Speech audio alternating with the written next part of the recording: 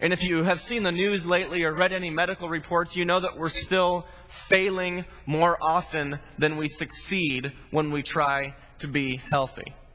And when I say failure, I don't just mean like little baby run-of-the-mill failures. I mean extraordinarily huge, gigantic failures. Things that we think are going to make us healthy, a lot of times end up making us terrible. Terrible. I'm thinking that some of us in this room can remember the first artificial sweeteners, right? The first artificial sweeteners, these were supposed to be revolutionary. We could eat and indulge as much as we want and not have to sacrifice any taste, but we could still be skinny because these first artificial sweeteners were supposed to be the incredible things that were going to transform the nation's waistlines. And they were awful. Just awful, awful stuff that did awful, awful things to people and had these terrible, terrible side effects. And so I was doing some research about this artificial sweetener, and the first one was called cyclamates. And I want to read you the story about how cyclamates were discovered. And I think this is the only story that I'm going to have to tell you to convince you that a lot of times really great ideas are actually really terrible ideas. Cyclamates were discovered in 1937 at the University of Chicago by a graduate student named Michael Spada. He was researching this anti-fever medication. And he was not a terribly healthy guy, but this was the 30s, remember? So he's in the laboratory experimenting with all these different chemicals, smoking his cigarette. You would not see that today. And he's working with something, and he sets his cigarette on the side of the table. And the cigarette rolls off of the table and hits the floor. And it doesn't just hit the floor, it hits a pile of strange goo on the floor in a medical lab. The cigarette that he was smoking hit a pile of strange goo on the floor of a medical lab. I want you to get that in your head, because what this guy did, this is the guy who's going to transform the health of the nation, he picks it up and puts it in his mouth. And he notices that it tastes sweet. Huh. This becomes the first artificial sweetener. So to recap, this guy, Michael Spada, managed to convince the world that the goo that he licked off of his cigarette was good for us.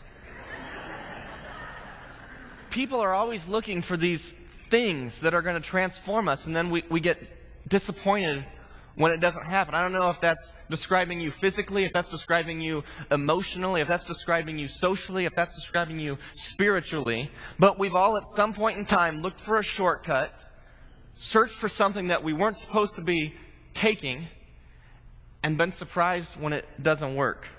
I want to show you the KFC Double Down sandwich. This is 2 pieces of fried chicken sandwiched around a couple pieces of bacon, a couple pieces of cheese, and the special sauce only adds 200 calories to the sandwich. I am floored by the KFC Double Down sandwich.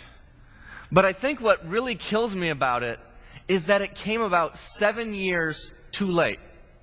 If someone at KFC, if the Colonel himself had had this idea back in about 2004, during the craze of the Atkins diet, this would have made them $1 billion.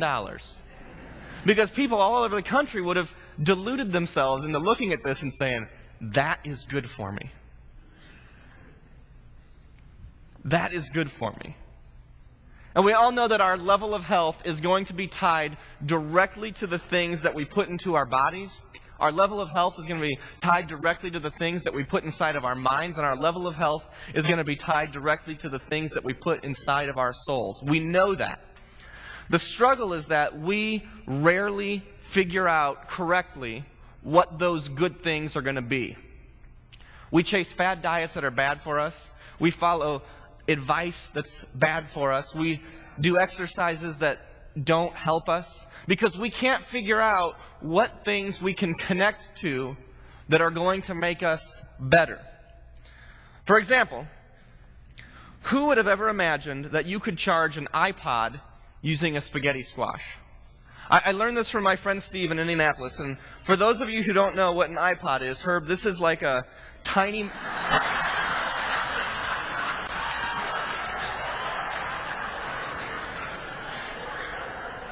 This is like a tiny magical record player.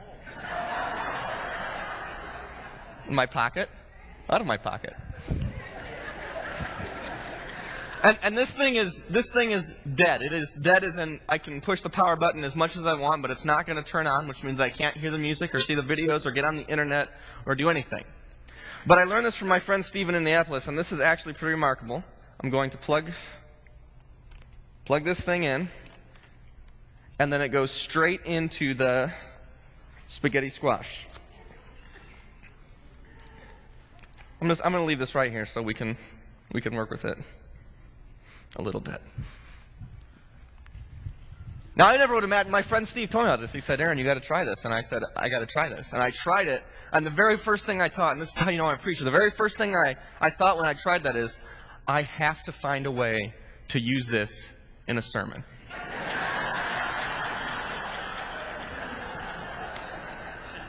So we're going to see how it goes. So while we're waiting on that to work its squash magic, I'm going to tell you about the first experience I had with God. And I think the first experience that I had with God was pretty typical. The results were surprising to me because I had gone on this retreat and I wasn't expecting to feel anything. I didn't know that there was something to feel. And then all of a sudden I had an experience with God. And I realized that God desired relationship with me, and God desired a life for me that I was not leading. And my first emotion that I felt was just an extreme happiness. That God was real and God wanted relationship with me, and I could be connected with God on a regular basis. And that was what the creator of the world, the creator of me, wanted for me. My second emotion was regret. And I've talked to a lot of people who experience this kind of regret. It's not necessarily a lamenting of sins. It's the realization that God was always there. God was always there, desiring relationship with me, wanting me to connect with Him. And I waited until... This is a common theme. This is a common theme, is that people make good decisions and then they're excited about it, they're happy about it, but they regret that it took them so long to make that decision. And I think the reason it takes us so long is because we become numb to the way things are. When you're sluggish and you don't feel well, you might notice it. But if you feel sluggish and tired for a month, for 2 months, for 3 months, sluggish and tired starts to feel pretty normal. And when someone says, how are you feeling? You just say, fine. Same as usual. And you've forgotten what it feels like probably to feel good. I know that's the way I was with God. I didn't know that God was out there. I didn't know that there was a way that things could have been. I just assumed that the way things were, that was it. I had this hole in my heart that longed for God, but that spiritual ache lasted so long that I managed to make myself numb to it. That's what we do all the time with unhealthy decisions. We make them so long in such a pattern that we just become numb to the way things are, and if we're lucky, something's going to turn around. And when it turns around, that's when we realize how bad everything was. You get more fiber, or you stop eating sugar, or you sleep better, or you start exercising some, and all of a sudden it's, holy cow, I feel great. I didn't know it was possible to feel this good.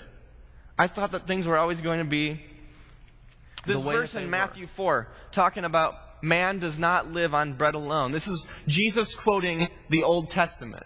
This is Jesus quoting Scripture. And he's talking about when the Israelites were in their 40 years of wandering. There was no food because they were in the middle of the desert, and so God fed them with manna. Manna from the sky. And this was the first time that God had done anything like this, and it was exciting. And it was what they needed to live because they had to eat something. But it also served as a reminder that God was their provider. God was the one who was going to give them what they needed. And I think too often we forget about that. I think too often we catch ourselves trying to survive on what we can find instead of what God can provide. To God? Am I connected to who God is, and am I connected to what God is doing? And the honest truth is that if the answer to this question is no, then total health, total overall health and well-being is not going to be something that's available to us. God created us to be physical beings. That's a fact. So we need to eat well. We need to exercise. God created us to be social beings, so we need to be around friends and family that care about us. God created us to be emotional beings, so we need to find hobbies that we enjoy and things that we can do and ways to manage our stress. But we forget so often that God created us to be a spiritual being, and so it's absolutely critical that we have a relationship with the Spirit Creator. I had a friend who had an experience a lot like mine when he came to know God, and he always said it was indescribable. I can't even begin to tell you what it was like when I experienced God for the first time, and people say that a lot too. I remember hearing one time someone said, the air just smells so much better. But when it happened to me, I was on a guys retreat for high school guys. And so I cannot agree with anything smelling better. But my friend, he put his finger on it. He said he could never describe what it was like to have a relationship with God until he had LASIK surgery. Has anyone here done the LASIK surgery thing? Couple people. He said he had seen the world a little blurry for so long that he forgot what the world was supposed to look like. He had the LASIK eye surgery, he laid down, took a nap, he woke up, and everything was all of a sudden in focus. He had forgotten how the world was supposed to look. And he said, Aaron, that's the same way that I experienced God for the first time, because I had forgotten for so long how I was supposed to be and how I was supposed to live my life, that when it happened, it was incredible. My friend also said that for the first week or two after he had the LASIK surgery, and this is wild, because he had just terrible eyesight, that he had glasses and he could see okay, but things were still fuzzy. The first 2 weeks after he had the LASIK surgery, he dreamed in blurry. He still dreamed in blurry because in his mind, he'd had about 3, 4, 5 days of seeing the world nice, and 20 years of seeing it the way he'd seen it for so long that he still dreamed in blurry. And so he had this remarkable ability to kind of see what his world was like every time he went to sleep, and then wake up and see what his world was supposed to be. He eventually started dreaming in crisp focus again, but for those 2 weeks he could see this was what the world was like. And when he woke up, he could say, this is what the world is supposed to be like.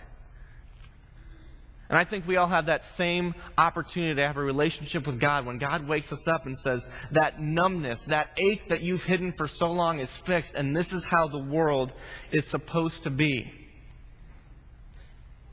If something's missing, no amount of money, power, friends, food, exercise seems like it's going to fix it. But people have done a good job of duping us. We've been tricked into believing that we need a product or a diet or a philosophy or a television show or a relationship, and things are going to be fixed. We try it. We try it long enough to hand over the money and long enough to realize it's not working, and then we move on to something else. Now I'm going to get back to my science experiment here. The iPod and the spaghetti squash. Feel free to try this at home. Amaze your friends at parties. It's pretty incredible.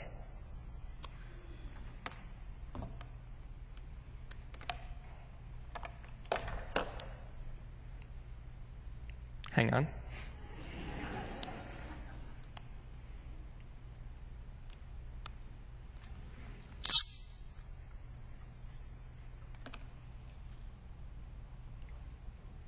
Hang on. This isn't working. This isn't working. I'm not quite sure why it's not working. But I have a theory. Maybe it's because an iPod was never designed to be run off of a spaghetti squash. Maybe that's the reason that my iPod doesn't work, because Steve Jobs and the Apple Corporation and all of their infinite wisdom did not design a device that could be charged on the power of an autumn gourd.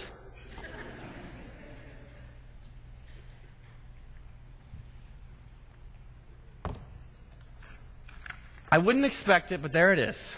It just didn't work. And I'm going to tell you that this is ridiculous. This is the most ridiculous thing I've ever done in church. And it is no more ridiculous than the way that so many people lead their lives. We've tried to put meaning, we've struggled to find meaning in 100 different things. And then when it doesn't work, we act surprised.